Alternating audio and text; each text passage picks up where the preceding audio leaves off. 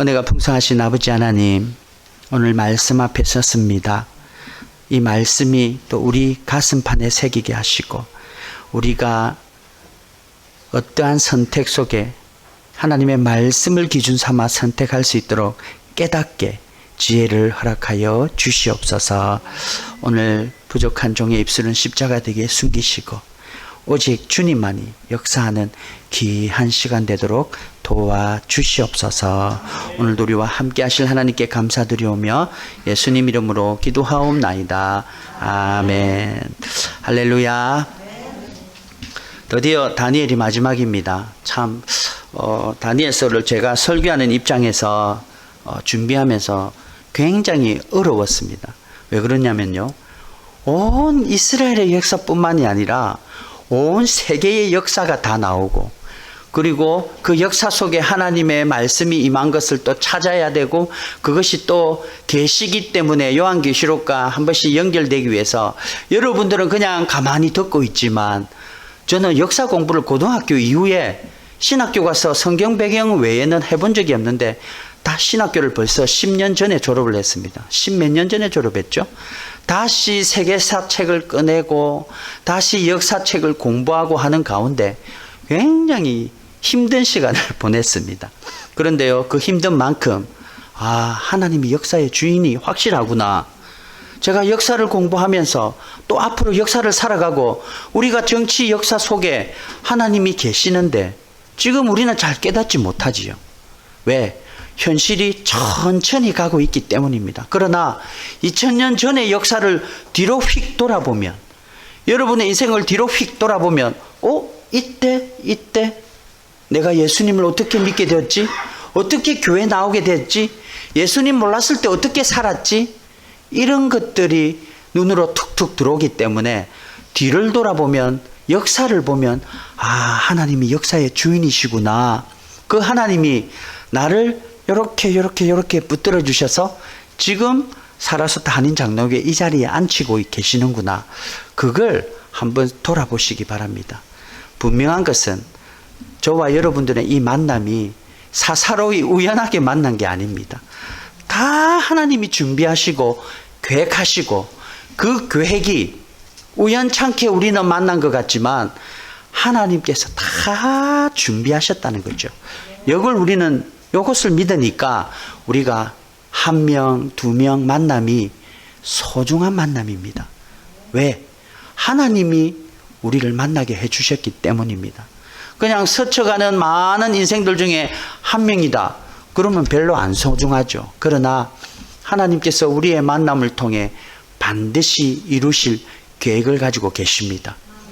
저에게는 여러분들에게 말씀을 전하고 정말 말씀을 많이 준비해서 힘들게 어렵게 준비해서 전했을 때 여러분들이 그 말씀을 받고 하나님이 살아계시구나, 하나님이 우리와 함께 하시구나, 예수님이 내 죄를 해결하셨구나 라는 것을 믿고 아멘으로 나오는 그런 걸 소망하고 있습니다. 여러분들은 여러분들의 주위에 이곳에 오면서 어떤 소망을 가지고 계십니까? 갑자기 물으니까 황당하시지요. 하나님은 여러분들을 통해 여러분의 주위의 가족들 뿐만이 아니라 이웃들에게도 하나님이 뭔가를 계획하고 계십니다. 그걸 믿고 우리는 살아가는 거죠. 그래서 그냥 사는 게 아니라 내 한 걸음 한 걸음, 무엇보다도 믿음의 한 걸음 한 걸음은 하나님이 계획하시고 하나님이 이루시는 그 믿음의 한 걸음을 우리 인생 가운데 늘 걷기를 주님의 이름으로 축원합니다. 그런 믿음 속에서 우리 교회에서 만난 성도님들은요, 다 하나님의 자녀들입니다. 아멘입니까? 저는 자녀 되기를 간절히 바랍니다. 그래서 아직 나는 믿음 잘 없다, 예수님 아직 잘 안 믿어진다, 괜찮습니다. 믿음의 동력자들과 함께 하나님 앞에 나아가다 보면 나도 모르게 믿음이 들어오는 거죠. 만약 내가 믿음 노력해서 얻는다 그러면은 모든 걸 제쳐놓고 믿음 얻어야 천국 간다, 믿음을 가져야 죽음 뒤에 지옥이 아니라 하나님 나라 간다 그러면 믿음을 얻기 위해서 직장 왜 다닙니까? 산으로 가서 늘 믿음 달라고 기도하면서 하나님만 붙들고 나아가겠지요. 그러나 이 믿음은 하나님 손에 달렸습니다. 그래서 하나님, 내가 하나님 믿고 나아가는데 어떻게 우리를 이끌어 주십니까? 그런데 하나님이 분명한 걸 말씀해 주셨어요. 그게 뭐냐면 나를 위해 예배 드려라. 그리고 내 말 이것을 지켜라. 그러면 내가 너의 그 모습을 보고 네가 나를 믿구나. 네가 나를 사랑하는구나. 네가 나를 그래도 뭔가 다르게 바라보는구나. 그러면 내가 너를 사랑하겠다고 이런 위로를 우리에게 주셨다는 거죠. 그런데 사실 하나님이 우리에게 주신 사랑은 우리가 하나님 알기도 전에, 우리가 태어나기도 전에 하나님이 벌써 우리를 사랑하시기로 작정하셨습니다. 그걸 깨닫는 게 내 인생 속에서 깨닫고 있다는 거죠. 그래서 우리가 신앙생활을 한다는 것은 내의 선택이 있습니다. 우리가 인생을 살아갈 때 많은 선택의 기로에 서지 않습니까? 그래서 내가 뭘 선택하느냐에 따라 내 인생이 바뀔 때가 많습니다. 그래서 선택은 내 마음대로 하는 것 같지만 거기에 따른 책임은 반드시 내가 져야 되는 거죠. 그래서 어떤 선택 속에 내 인생을 살아갈 것인가? 여러분들이 어떤 마음으로 이곳에 오게 되었고 이곳을 선택하게 되었고 이것으로 온지 모르겠습니다. 분명한 것은 이곳으로 선택하신 하나님이 여러분을 통해 하실 일들을 계획하고 계시다는 사실입니다. 그것을 우리가 믿고 찾아 나아가는 것이 신앙생활입니다. 그냥 교회만 오고 그냥 교회 생활하고 활동하는 게 신앙생활이 아니라 나의 선택 속에 이까지 끌어주셨고 여기에 온 이상 하나님이 계획하시는 일들이 뭘까 알아가면서 하나하나 알면서 그러면 내가 하나님께 순종으로 나아가야 되겠구나라고 고백하는 게 신앙생활이란 거죠. 그래서 여러분 고백 많이 하는 신앙생활 하기 바랍니다. 하나님 말씀에 순종을 늘 하시면서 하나님 내가 이런 신앙생활 했습니다라고 고백할 게 많이 나타나는 그런 저와 여러분 되시기를 간절히 소원합니다.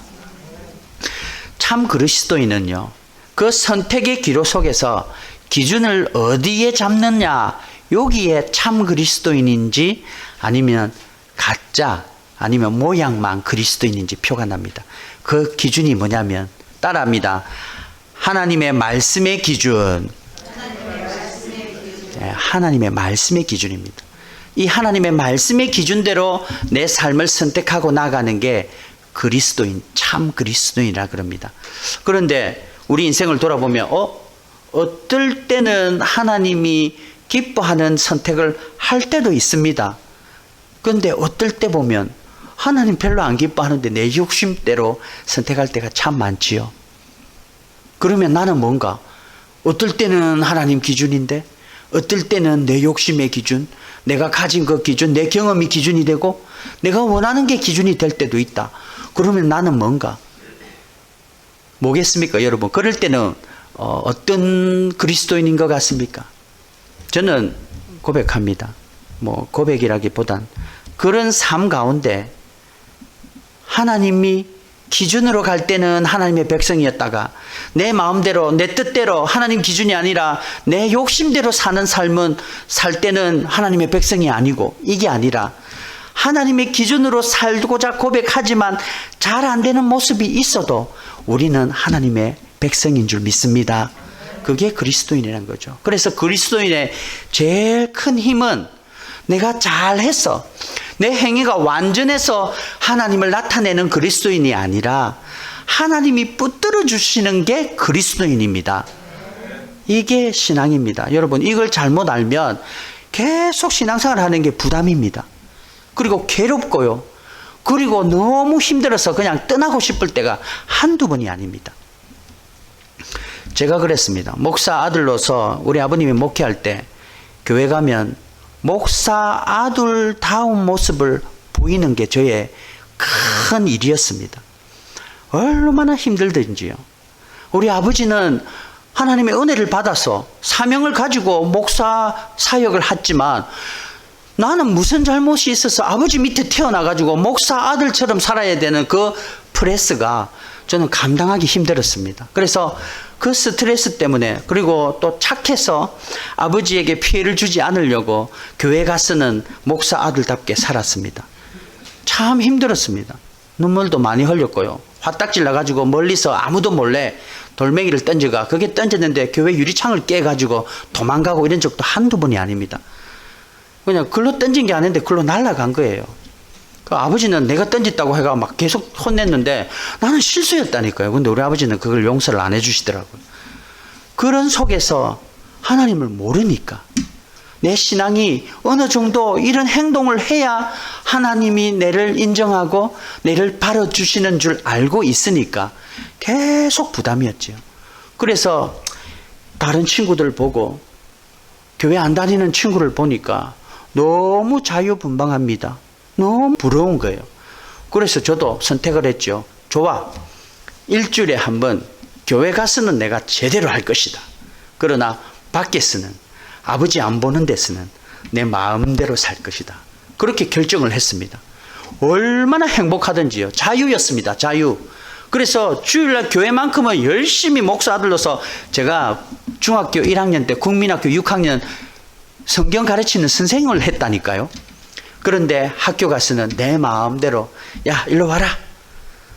이 얘기는 안 하려는데 또 은혜를 위해서 이야기할게요. 야 한 대 피러 가자. 제가 끌고 다녔다니까요. 은혜가 없을 땐. 그런데 그런 삶이 제가 언제까지 갔을까요? 저는 29살까지 갔습니다. 29살.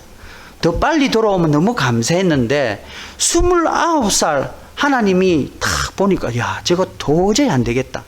저거 그냥 두다 보면 내 없다 하고 살겠다. 그럴 것 같으니까 하나님이 저를 직접 만나 주신 것 같아요. 그래서 제가 하나님 그 은혜를 깨닫고, 그러면 나 어떻게 살아라고요? 자유분방한 걸 좋아했는데 어떻게 살아야 될까요? 그렇게 고민하고 나아가다가 나의 일을 해라. 예. 그러나 목사 말고요, 교회 성가대나 또 교회 잘 섬기는 집사 장로 되어서 열심히 교회 섬기는 평신도 되어서 하나님께 일 감당할게요. 근데 우리 아버님이 사역하는 모습, 우리 아버님이 복음 전하시면서 기뻐하는 모습을 저에게 불같이 부어주셔서 저도 그 일을 사모하게 되고 제 마음을 바뀌었다니까요. 그렇게 싫었던 그 억압이, 그 부담이 저에게는 나도 저래 됐으면 좋겠다, 나도 저렇게 신앙생활 했으면 좋겠다는 소망으로 바뀌고, 그래서 그렇게 되려고 하니까 하나님이, 그러면 너는 목사 돼야 된다. 그래서 제가 목사 되었죠. 그래서 목사 되어서 하나님의 말씀을 전하고 여러분들이 함께 예배드리고 기쁨으로 찬양하고 교회에 하나하나 헌신하는 모습을 보면 저는 너무나도 기쁩니다. 이 기쁨을 저와 여러분이 함께 누리기를 간절히 소원합니다. 그게 참 그리스도인이죠. 오늘 왜 제가 참 그리스도인이라고 이야기를 자꾸 하냐면, 오늘 다니엘이 마지막 때 환상을 봅니다. 마지막 때입니다. 마지막 때. 그러니까 다니엘이 마지막 때 환상을 보니까 겁이 나는 거예요. 왜? 우리들이 그렇게 못 사는데, 우리들은 이렇게밖에 살지 못하는데 말세가 오버리면, 종말이 와버리면 나는 지금 어떻게 돼야 되나? 여러분들 내일 당장 세상이 멸망하고 말세가 온다. 여러분 어떻습니까? 마음이 무섭지 않으세요? 불안하지 않으세요? 마음이 편안합니까? 나 준비됐다. 내일 망해도 한 그루 사과나무 심을 거다. 그런 마음이세요? 저는 예전에 말세가 오면 너무 겁이 났습니다. 제 친구가, 또 제 아는 사촌 형이 어릴 때, 고등학교 때 오토바이를 타다가 오토바이 사고로 적사해 버렸습니다. 제가 굉장히 좋아했던 형님이거든요. 왜 그러냐면 저하고 너무 잘 맞았어요. 막 폭주족도 하면서 나도 한 번씩 오토바이 태워주면 너무 재밌었거든요. 그러니까 그 형이 나의 롤 모델처럼 되어버렸습니다. 그런데 갑자기 오토바이 사고로 돌아가셨어요. 제가 거기 장례식을 가면서 얼마나 겁이 나던지요. 아마 그 어린 시절에 내가 계속 생각을 많이 했던 게, 그 사촌형, 나의 롤 모델, 자유분방한 형, 거침없이 즐기던 그 형이 롤 모델이었는데 그 형이 죽어버리는 바람에 모든 것이 뒤죽박죽이 되었고 계속 생각을 하게 되는 그런 아마 가치관이 혼란이 왔던 적이 있었어요. 여러분 내일 당장 멸망하면 우리는 어떻게 되는가? 오늘 제목 한번 읽겠습니다. 우리 제목 시작. 마지막 때 깨닫는 지혜자는 누구인가? 마지막 때가 오는데요. 성경에는 마지막 때에 분명한 두 종류가 있다고 그럽니다. 사람이. 그 사람이 어떤 종류냐면 오늘 다니엘이 환상을 통해서 깨달았는 건데요. 1절, 우리 1절 한번 읽겠습니다. 다니엘 12장 1절 시작. 그때에 내 민족을 허위하는 큰 군주 미가엘이 일어날 것이요 또 환난이 있으리니 이는 개국 이래로 그때까지 없었던 환난일 것이며 그때에 내 백성 중 책에 기록된 모든 자가 구원을 받을 것이라. 책에 기록된 자가 구원을 받을 것이라. 책이라고 했는데요. 저 책이 복수면 참 좋겠습니다. 책들에게 기록된 자가 구원을 받을 것이라. 근데 딸랑 단수입니다. 단수. 책의 한 권이래요. 한 권. 요한계시록에 비슷한 말이 나오는데요. 요한계시록에는 심판이 있을 때 책들에게 기록된 것을 보고 행위로 심판하고 책에 기록된 사람은 구원을 받으리라.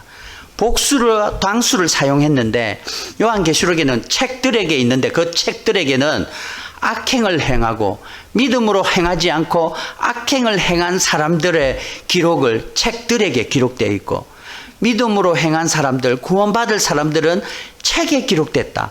그러니까 구원받는 사람이 많습니까? 구원 안 받는 사람이 많습니까? 구원받는 사람이 작다는 거죠. 그 적은 상황 가운데 누가 들어갈 것인가? 그게 오늘 다니엘에게 주신 말씀이란 거죠. 그래서 오늘 제목이 마지막 때에 그 깨닫는 지혜는 누구인가? 그 책에 기록되어진 사람을 누가 기록되어지고 그것에 기록되어진 사람이 어떤 사람이 기록되어져 있는가? 그 지혜를 우리가 알 때 우리도 그 책에 기록되어질 줄 믿습니다. 우리 한 절씩 말씀을 통해서 보면서 한번 알아보겠습니다. 무엇보다도 먼저 마지막 때의 징조가 다니엘서에도 있지만 성경 곳곳에 마지막 때의 징조가 있습니다. 그래서 우리가 마지막 때의 심각성을 알기 위해서 빨리 한번 넘어갈게요. 성경 읽으면서 같이 쭉쭉 넘어가겠습니다. 첫 번째 보여주십시오. 베드로후서 3장 3절에서 4절 시작. 말세 때 야 무슨 말세야? 아직 끝날 때 안 됐어. 아직 안 와. 사람들이 그렇게 이야기한다는 거죠. 근데 그 사람들이 뭔 사람들이냐면요. 주에 강림하신다는 약속이 어디 있느냐. 주에 강림하신다는 약속을 아는 사람들이죠. 그러니까 믿는 사람들 중에도 저렇다는 거죠. 안 믿는 사람이야 어쩔 수 없지만 믿는 사람들 중에도 주의 강림한 걸 약속을 기다리는 사람들 중에도 야 그게 어디 있어? 지금 아직 멀었어. 창조도 믿고 창조 때부터 지금까지 그냥 있어. 아직 멀었어. 믿는 사람들 중에도 저렇게 이야기하는 사람이 있다는 거죠. 저와 여러분들은 그런 사람 되지 않길 바랍니다. 두 번째, 적그리스도의 출현이 바로 마지막 때의 징조죠. 우리 지난 주일날 적을 할 때 우리가 이긴다고 했는데 적그리스도의 모습입니다. 한번 보겠습니다. 시작. 아이들아 이것이 마지막 때라. 적그리스도가 이르겠다 함을 너희가 들은 것 같이 지금도 많은 적그리스도가 일어났으니 이러므로 우리가 마지막 때인 줄 아노라. 적그리스도란 것은요, 야 믿지 마. 그거 믿어가지고 니한테 도움 안 돼. 야 믿음이 다냐? 나쁜 짓 하면서 믿는다고 되냐?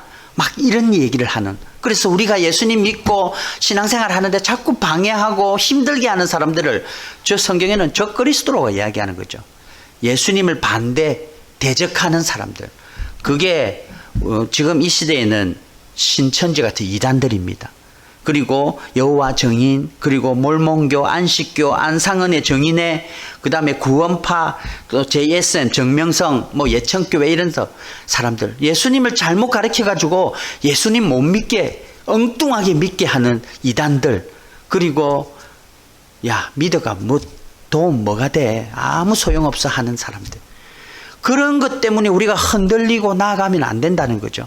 여러분들은 그런 어려움이 올 때, 분명히 말씀의 기준을 잡고 말씀에 순종하는, 그래서 믿음으로 선택하는 저와 여러분 되기 바랍니다. 세 번째입니다. 마태복음 24장 14절 시작.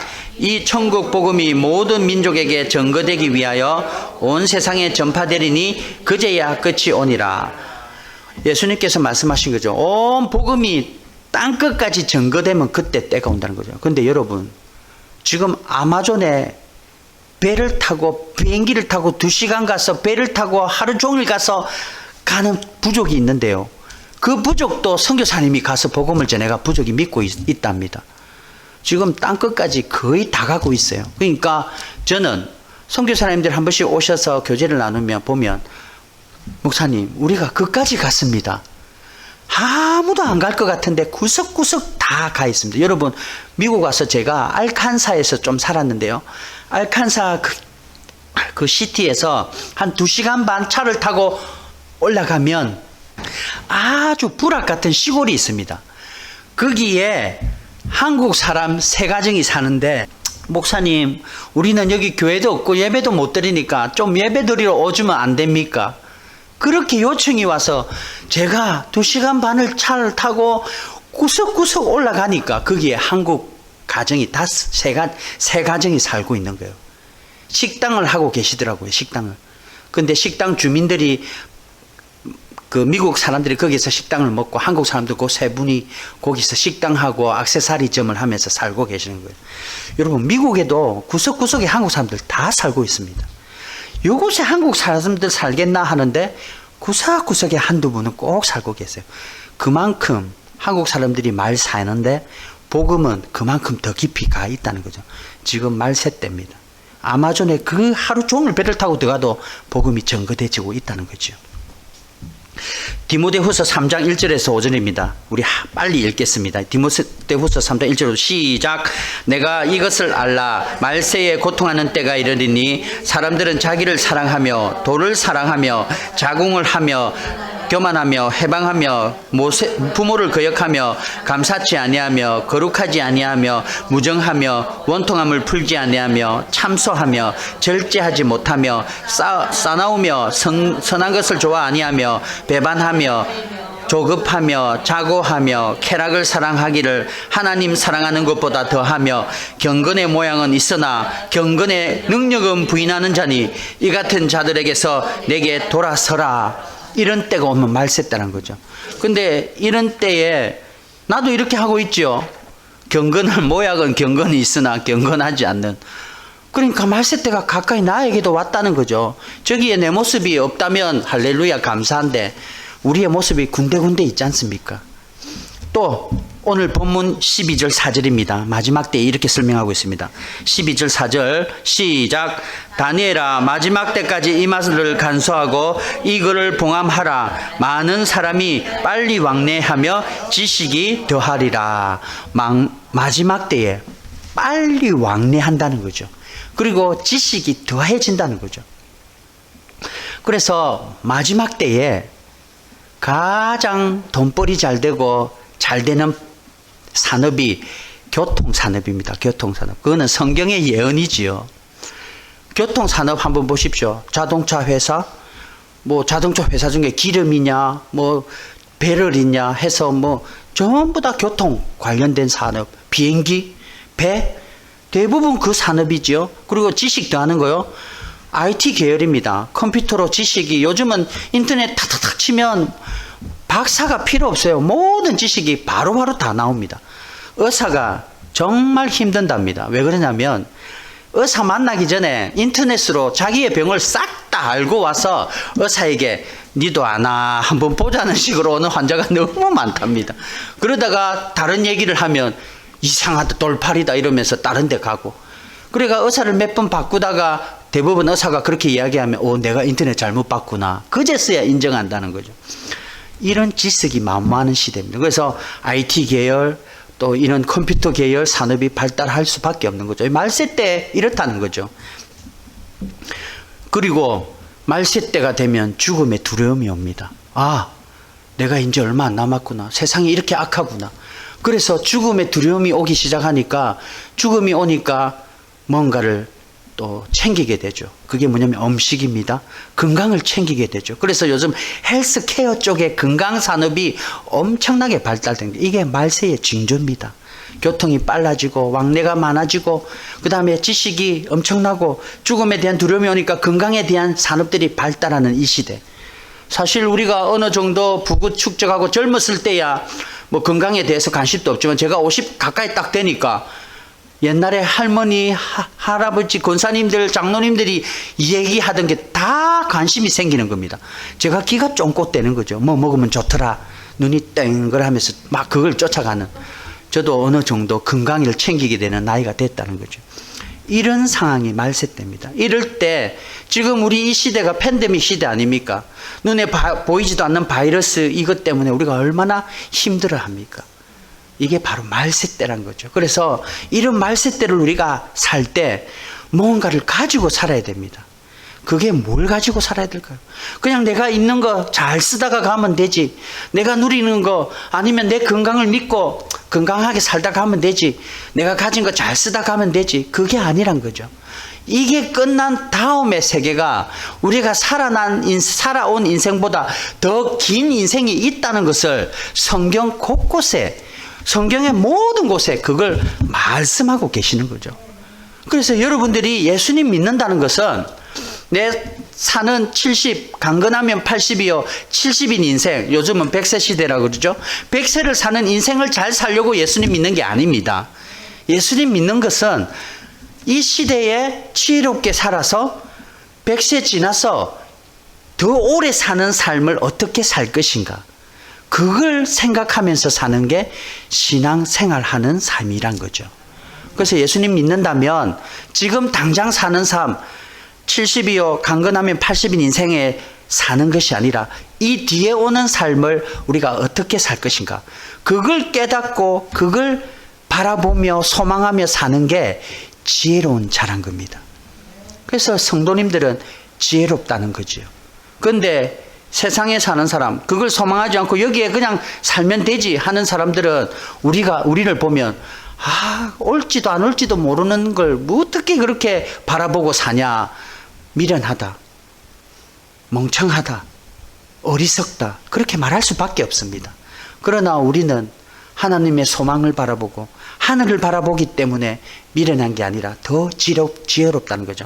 그래서 오늘 하나님의 그 소망, 하나님의 나라를 이 죽음 이후에 사는 삶을 바라보면서 사는 사람들은 지혜롭다고 이야기합니다. 오늘 본문 2절 한번 보겠습니다. 본문 2절 보여주십시오. 본문 2절 시작. 땅의 티끌 가운데서 자는 자 중에서 많은 사람이 깨어나 영생을 받는 자도 있겠고 수치를 당하여서 영원히 부끄러움을 당할 자도 있을 것이며. 3절 같이 읽겠습니다. 3절 시작. 지혜 있는 자는 궁창의 빛과 같이 빛날 것이요 많은 사람을 옳은 대로 오게 하는 자는 별과 같이 영원토록 빛나리라. 자, 2절에 보면 어떤 사람은 다 잠에서 깨어난다는 거죠. 저기서 말하면 티끌 가운데서 자는 자 중에 많은 사람이 깨어나 영생을 받는 자도 있고 수치를 당하여서 영원히 부끄러움을 받는 자도 있다. 다시 말하면 모든 사람들이 다 잠에서 깨어 일어난다는 거죠. 그래서 우리가 맞는 죽음은 죽고 끝나는 게 아니라 잔다고 표현합니다. 성경에는 잔다고 표현을 하고 있습니다. 죽음이라고 표현을 하는 것은 자서 깨어나서 예수님께 심판을 받고 지옥 가는 걸 죽었다고 이야기하고, 성도들은 천국 가는 걸 자다가 깨어서 영원한 생명을 얻었다고 표현을 하는 겁니다.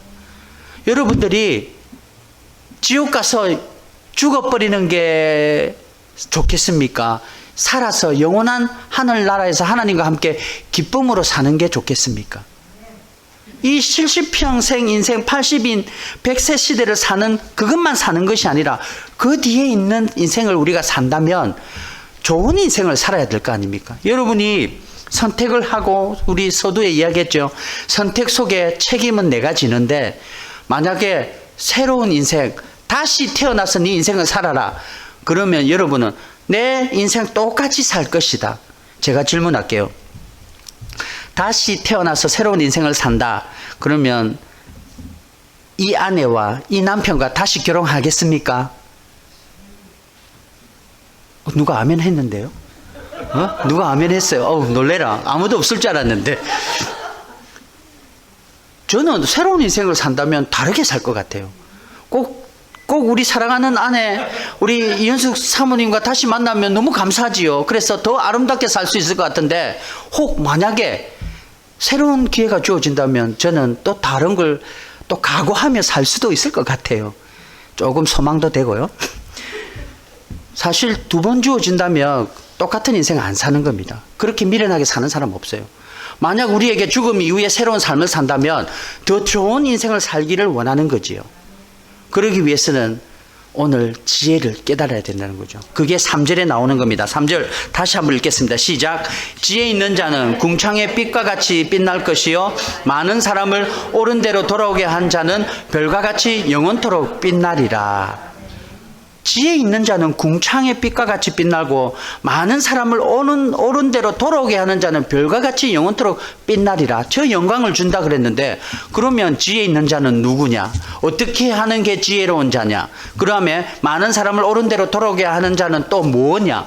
저런 자가 뭘 해야 저렇게 되느냐? 그게 또 의문이 생기는 겁니다. 그게 오늘 우리 본문 말씀을 통해서 한 번씩 찾아보겠습니다. 요한복음 5장 28절과 29절입니다. 반드시 죽음 뒤에 새로운 인생이 있습니다. 그 종말 때 예수님 믿고 죽은 사람은 다시 부활한다고 그러잖아요. 그런데 예수님 믿지 않고 죽은 사람은 부활할까요? 안 할까요? 자, 예수님 믿고 죽은 사람은 부활한다 그러지 않습니까? 그래서 천국으로 간다 그러잖아요. 그런데 예수님 믿지 않은 사람은 부활할까요? 부활 안 할까요? 저 성경 나와 있네요. 읽겠습니다. 시작. 이를 놀라게 여기지 말라. 무덤 속에 있는 자가 다 그의 음성을 들을 때가 오나니 선한 일을 행한 자는 생명의 부활로, 악한 일을 행한 자는 심판의 부활로 나오리라. 다시 말하면 다 부활이 있다는 거죠. 저기에 성경 기자도 야, 너가 몰랐지? 놀라지 마라. 다 부활한다고 이야기하는 거죠. 여러분도 몰랐죠? 놀랬죠? 깜짝 놀랬죠? 말씀에 나와 있습니다. 다 부활이 일어납니다. 그러나 부활이 일어났을 때는 심판을 위해 부활이 일어났습니다.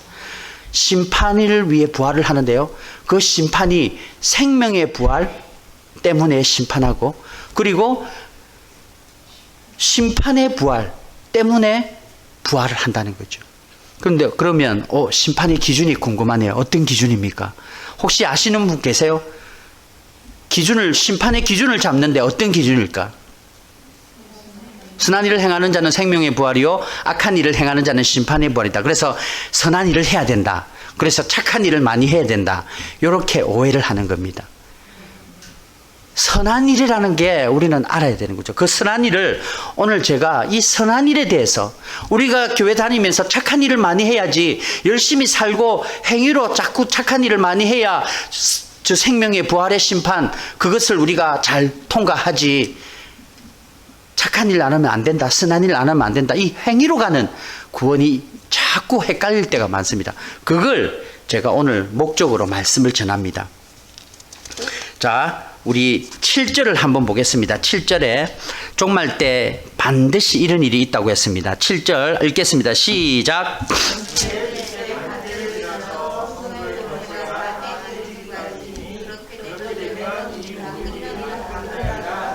아멘. 다니엘의 7장에 보면 그 다니엘이 환상 속에 한때, 두때, 반때 해서 몇 개월요? 기억나세요? 몇 년, 몇 개월? 한때가 1년이고 두때가 2년이고 반때가 6개월이니까 3년 6개월입니다. 그게 42개월이고요. 요한계시록의 13장에 11장에 42개월의 마지막 고난의 때가 온다는 거죠. 그래서 우리가 그 고난의 때를 받았을 때 성도가 그 고난을 견디고 나아가야 되는데, 너무나도 힘드니까 고난을 견디지 못할 만큼 또 고난을 또 참다가 죽어버리는 성도도 있을 수도 있고, 그 고난이 그렇게 힘들다는 거죠. 그러나 그 고난을 견디게 하시는 분이 하나님이시다. 그 고난을 이기게 하시는 분이 내가 너희와 함께해서 이기게 할 것이다 라는 하나님의 말씀을 믿는 백성이 승리한다는 말씀입니다. 그래서 오늘 이 말씀을 주면서 마태복음 7장 15절과 27절에 우리의 행위냐, 아니면 우리의 선한 일이 행위냐, 아니면 믿음이냐, 그걸 이야기하고 있는 겁니다. 자, 우리 한 절씩 읽겠습니다. 15절, 15절 먼저 읽겠습니다. 시작. 거짓 선지자들이 삼가라. 양의 옷을 입고 너희에게 나오나 속에는 노락질 하느니라. 거짓 선지자들이 일어서, 야, 그거 아니다. 착한 일 많이 해야 돼. 이렇게 밀어야 돼. 자꾸 우리를 하나님의 믿음으로 가는 게 아니라 행위로 자꾸 가는 많은 거짓 선지자들이 일어나는 거죠. 16절입니다. 시작. 그들의 열매로 그들을 알지니 가스나무에서는 포도를 또는 엉겅퀴에서는 무화과를 따겠느냐. 열매로 안다는 거죠. 그 열매가 뭐냐면 사과나무와 배나무가 이렇게 처음 자랄 때는 거의 비슷하답니다. 그래서 진짜 전문가 아니고는 사과나무인지 배나무인지 알 수가 없대요. 그런데 무엇을 보고 알 수 있을까요? 예, 열매를 보고 안다는 거죠. 그러니까 열매가 나는 걸 보고 이게 사과냐 배냐를 알 수가 있다는 거죠. 그런데 열매를 내야 사과나무가 되고 열매를 내야 배나무가 되는 게 아니라는 거죠. 여러분 무슨 말인가 알겠어요? 열매는 정해졌습니다. 그런데 어떤 나무를 구별하기 위해서 열매를 보고 구분하는 거지, 사과를 맺기 위해서 배나무가 열심히 해서 사과를 나는 게 아니라는 거죠. 사과를 맺기 위해서 열심히 해서 사과나무가 사과를 맺는 게 아니고 열매를 보고 이게 사과나무냐 배나무냐 알 수 있다는 거죠. 자, 그 밑에 이해가 안 되죠. 그 밑에 보겠습니다. 17절 시작. 이와 같이 좋은 나무마다 아름다운 열매를 맺고 못된 나무가 나쁜 열매를 맺나니 좋은 나무가 나쁜 열매를 맺을 수 없고 못된 나무가 아름다운 열매를 맺을 수 없느니라. 다시 말하면 나무에 따라 열매가 정해졌다 이 얘기입니다. 이해되십니까?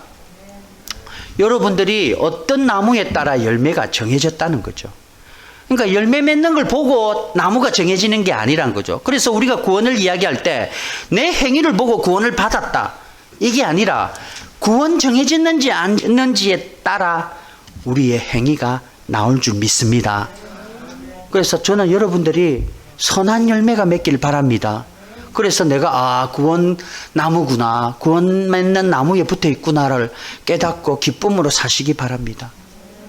자, 그 밑에 또 예를 위해서 더 자세히 설명하겠습니다. 19절입니다. 시작.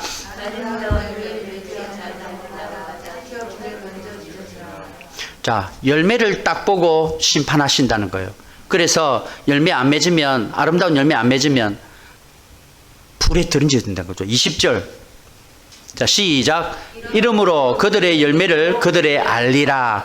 그러니까 나무는 벌써 정해졌고 열매를 통해 이 나무가 참 진짜구나, 저 나무가 죽을 나무구나 딱 정해졌다는 거죠. 요게 믿음의 세계입니다. 여러분, 행위로 구원받는 거 아닙니다.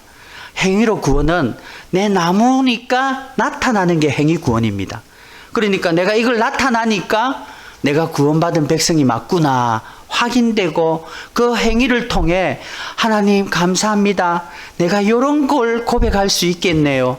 그래서 행위는 하나님의 계명을 지키고 순종하고 나아가고 하나님 앞에 헌신하고 하나님 앞에 봉사하고 하나님 앞에 나아가는 행위는, 하나님의 계명을 지키는 자는 그 하나님을 사랑하는 자다. 사랑 고백이 행위지 구원이냐 열매 맺는 나무가 존재의 나무가 아니란 거죠. 그러니까 우리가 행위로 예수님을 믿는 게 아니라 믿음으로 예수님께 사랑을 행위로 고백하는 그런 여러분들이 되기 바랍니다. 그래서 예수님이 나를 구원해 주셨다, 나를 사과나무로 아름다운 나무로 정해 주신 것 때문에 감사해서 하나님 앞에 행위로 순종을 하며 열매를 맺는다는 것이지요. 자, 그 밑에 보겠습니다. 제일 많이 묻는 질문입니다. 성경 공부하다 모든 사람들이 다 질문하는 겁니다. 시작. 나더러 주여 주여 하는 자마다 다 천국에 들어갈 것이 아니요 다만 하늘에 계신 내 아버지의 뜻대로 행하는 자라야 들어가리라. 보십시오, 목사님, 하나님 주여 주여 말만 믿는다 믿습니다가 아니라 뜻대로 행하는 자인데 행위 아닙니까? 전부 다 저렇게 이야기해요. 근데 그 밑에 한번 다시 볼게요. 그 밑에 시작. 그날에 많은 사람이 나더러 이르되 주여 주여 우리가 주의 이름으로 선지자 노릇하며 주의 이름으로 기근을 쫓아내며 주의 이름으로 많은 권능을 행하지 아니하였는가 하리니. 행위하면 어떤 행위가 더 큽니까? 주님의 이름으로 병도 낫고 귀신도 쫓고 많은 능력을 베푸는 게 최고의 행위 아닙니까? 근데 주여 주여 하는 자마다 못 믿는다. 근데 제자들이 아니 행위로 예수님 이름으로 권능도 쫓고 귀신도 쫓고 하나님 일 감당한 게 그게 제일 큰 행위 아닙니까? 근데 예수님의 대답 보십시오. 한번 넘겨주십시오. 읽겠습니다. 시작. 그때에 내가 그들에게 밝히 말하되 내가 너희를 도무지 알지 못하니 불법을 행하는 자들아 내게서 떠나가라 하니라. 아멘. 행위로 예수님 귀신을 쫓아냈고 예수님 이름으로 귀신을 쫓아낸다. 그거는요 예수님의 이름의 능력입니다. 예수님의 이름의 능력이 나는 아무 보잘것없지만 예수님의 이름의 능력이 귀신을 쫓아내고 권능을 행하고 병자를 낫게 하는 그 예수님의 이름의 능력입니다. 그 사람이 아니라 예수님의 이름의 능력이란 거죠. 그래서 우리가 저 사람 용하다 기도 받으러 가는 거 그거는 그 사람이 아니라 예수님의 능력, 이름의 능력을 모르니까 자꾸 사람을 우상시하고 누가 제가 지금 손 얹고 기도해가 병이 나오면 사람들이 막 와 우리 목사님 능력 있다 저를 하나님처럼 볼 수도 있다니까요. 근데 병을 낫고 고치는 것은 예수님의 이름의 능력의 고난이고 믿음은 구원을 얻게 하는데 그 사람이 예수님의 이름으로 능력을 나타내도 믿음이 없으면 예수님은 너는 불법이다. 죄를 짓는 사람이다. 불법을 행하는 자야. 내게서 떠나라. 모른다고 이야기하시는 거죠. 그래서 주여 주여 하지 말고 하나님 뜻대로 행해라. 그 뜻이 뭐냐? 24절입니다. 함께 읽겠습니다. 시작. 그러므로 누구든지 나의 이 말을 듣고 행하는 자는 그 집을 반석 위에 지은 지혜로운 사람 같으니. 자, 행하는 자, 이 얘기를 듣고 이 말을 듣고 행하는 자는 어떤 사람 같다고요? 반석 위에 집을 짓는 사람 같다는 거죠. 그러면 반석과 반대되는 모래가 있죠. 집을 짓는데 모래 위에 짓는 집, 반석 위에 짓는 집. 반석 위에 시멘트를 쫙 깔아서 좋은 집을 지었습니다. 모래 위에 시멘트를 쫙 공구를 해가지고 시멘트로 집을 똑같이 지었습니다. 그러면은 무슨 차이가 있습니까? 반석 위에 지으려면 그 반석 돌멩이를 파서 기둥을 세울 때 얼마나 힘들겠습니까? 기둥 깊이 심을 박는데 그 반석이 단단하니까 안 되니까 막 기계를 사용해서 깊이 박고 튼튼한 기초 위에 시멘트로 집을 짓는 거죠. 근데 모래는 우리는 모래라서 쉽게 파요. 쑥 집어넣고 그 위에 시멘트를 깔고 집을 지은 겁니다. 보기는 똑같습니다. 그런데 바람이 불고 얼음이 오고 폭풍이 불 때 모래 위에 지은 집은 어떻게 될까요? 완전히 무너져 버립니다. 그러나 반석 위에 지은 집은 바람이 부나 폭풍이구나 어떤 일이 있어도 그 집은 튼튼한다는 거죠. 자, 그러면 저 반석이 뭘까요? 예? 반석이 뭘까요? 말씀, 또 예수님, 또 그게 두 개 다입니다. 말씀, 예수 그리스도라는 거죠. 말씀이 육신이 되어 우리의 가운데 거하시는 예수님 위에 우리가 기초를 담고 집을 세워야 되고 그게 지혜 있는 자인데 그 지혜 있는 자가 주여 주여 하는 자마다 가는 게 아니라 지혜를 알고 하나님의 뜻대로 행하는 자다. 그 뜻대로 행하는 자가 지혜 가진 자인데 그 지혜 가진 자가 말씀의 기초로 예수 그리스도를 반석 대신 예수님 그 기초로 그 위에 집을 세우는 게 지혜로운 자고 열매 맺는 자라는 겁니다. 여러분, 그래서 예수님 믿음으로 구원을 받는 겁니다. 내 행위로 구원받는 게 아니라 예수님 위에 믿음을 세워서 하나하나 집을 세우고 나아가는 게 구원받는 길이란 거죠. 그래서 예수님 믿음 없이는 어떠한 행위로도 구원을 얻지 못합니다. 그래서 저와 여러분들은 예수님 잘 믿는 그런 성도가 되시기를 바랍니다. 제가 이해를 돕기 위해서 하나님의 뜻대로 행하는 자, 하나님의 뜻이, 그러면 하나님의 뜻을 이루어가는 하나님의 일이 뭔가, 거기에 대해서 제가 정확하게 보여주고, 요한복음 6장 28절에서 29절 함께 읽겠습니다. 시작. 그들이 묻되 우리가 어떻게 하여야 하나님의 일을 하오리까? 예수께서 대답하여 이르시되 하나님께서 보내신 이를 믿는 것이 하나님의 일이니라 하시니라. 아멘. 자, 하나님이 뜻대로 살고 하나님 일을 하는 게 우리가 목적이 돼야 되고 지혜로운 자인데, 그러면 어떻게 하나님 뜻대로 행하고 하나님의 일을 감당합니까? 하나님 일이 뭡니까? 하나님의 일은 믿는 거란 거예요. 믿는 거. 예수님을 잘 믿게 하는 거란 거죠. 그래서 여러분들이 신앙생활 할 때 예수님 잘 믿으시기 바랍니다. 그럼 목사님 또 어떻게 예수님 잘 믿습니까? 예수님을 기초로 말씀이 육신이 되어 내 가운데 거하시는 이 말씀을 믿기 바랍니다. 그럼 말씀을 어떻게 믿습니까? 알아야 되죠. 무슨 말이 있는지 알아야 될 거 아닙니까? 그래서 말씀을 알고 나가면 믿게 된다는 거죠. 그게 요한복음 17장 3절에 영생은 유일하신 참 하나님과 그가 보내신 자 예수 그리스도를 아는 것이니라. 아는 만큼 믿을 수 있다는 거죠. 그래서 여러분, 우리 교회가 말씀을 통해 하나님을 경험하는 교회인데, 이 말씀을 통해 하나님을 알아가고 알면 알수록 하나님을 믿음이 생기고 그 믿음이 구원에 이르는 길이라는 사실을 잊지 마시기 바랍니다. 우리의 행위는요, 하나님 사랑해서 고백하는 겁니다. 내가 하나님 사랑하고 나를 이렇게 구원의 길로 말씀을 알게 하시고 이제 믿게 하시고 신앙생활을 하게 해주신 그 은혜가 감사해서 하나님을 믿고 나아가는 게, 그게 신앙의 근본이고, 행위는 하나님 내가 이렇게 했습니다, 하나님 사랑해서 이랬습니다 라는 사랑 고백이 되어야 될 줄 믿습니다. 그래서 오늘 이 말씀을 통해서 다니엘을 통해 마지막 때에 이 말씀을 주셨고, 우리가 하나님께 나아오는 것은 마지막 때일수록 종말이라 끝났다 이제 준비하자 이러면서 산에 올라가는 분들도 있습니다. 곧 오시는데 세상 직업 잡 중요하냐 다 버리고 올라가자 그러면서 세상을 떠나 속세를 떠나 올라가는 분들도 있습니다. 아닙니다. 하나님이 언제 이 때를 이르게 하는가 아무도 모른다는 거죠. 그냥 징조만 너무 모르면 아예 생각도 못하니까, 이런 징조 아까 쭉 읽었지요. 징조만 알게 하셔서 마지막 때구나 긴장을 주시는 거죠. 그리고 우리는 준비하는 겁니다. 어떤 준비냐면요, 오늘 다니엘서 12장 10절 한번 보겠습니다.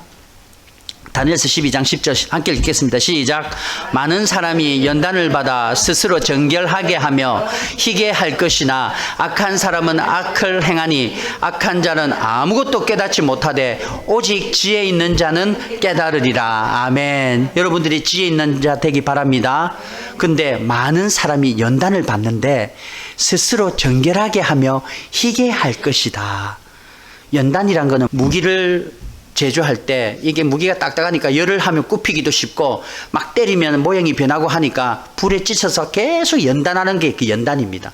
다시 말하면 우리가 하나님의 사람으로 세워가기 위해서 하나님이 고난도 주고 사람의 막대기 또 인생 채찍질로 우리를 힘들게 아픔과 병과 질병과 사건과 문제와 자녀의 문제, 경제적 어려움, 모든 인생살이의 고락을 통해서 하나님이 우리를 더 스스로 정결하게 나아가는 방법이란 거죠. 그래서 여러분, 고난이 오면 내가 아무 고난받을 이유도 없는데 이런 어려움이 오고, 이유도 없이 이런 어려움이 오면 하나님이 나를 훈련하시는구나, 연단하시는구나. 할렐루야. 하나님에게 감사하는 여러분 되기 바랍니다.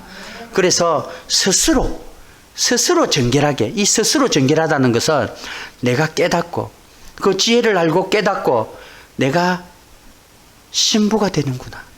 주님이 오시는, 신랑 되신 주님이 오실 때 내가 스스로 정결한 신부가 되어서 하나님 앞에 거룩을 지키며 신랑을 기다리는 그 순결한 신부처럼 하루하루 신랑을 사모하는 마음으로 사는 그런 저와 여러분 되시기를 주님의 이름으로 축원합니다. 그게 우리 믿는 자의 힘입니다.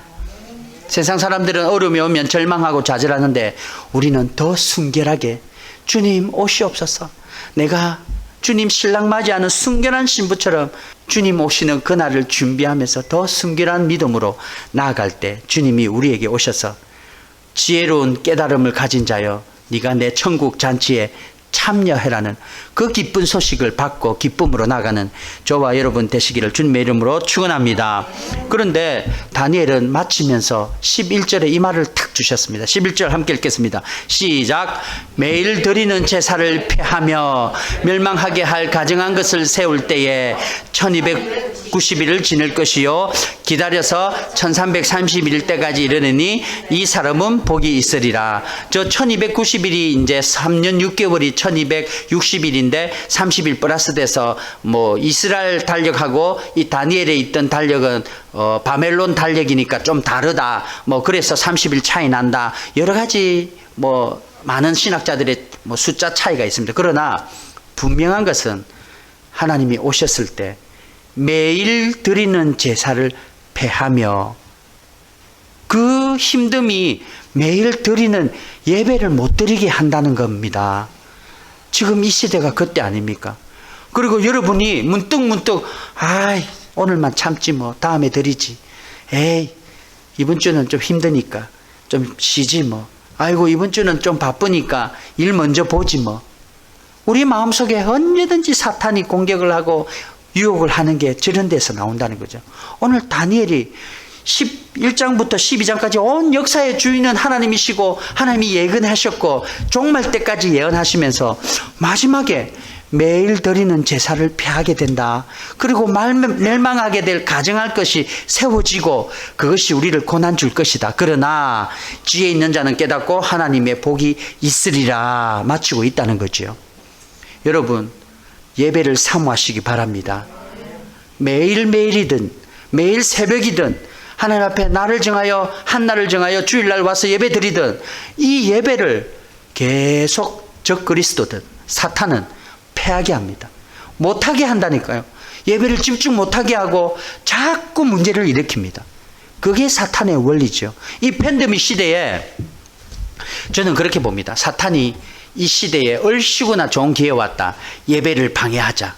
그래서 어떤 모양이든 예배를 계속 나태하게 하고 방해하고 하고 겁을 먹게 해서 못 오게 하고 그런 것들이 사탄이 하는 거죠. 이럴 때 여러분 정신 똑바로 찾으시고 하나님 앞에 예배 가운데 붙드시기를 바랍니다.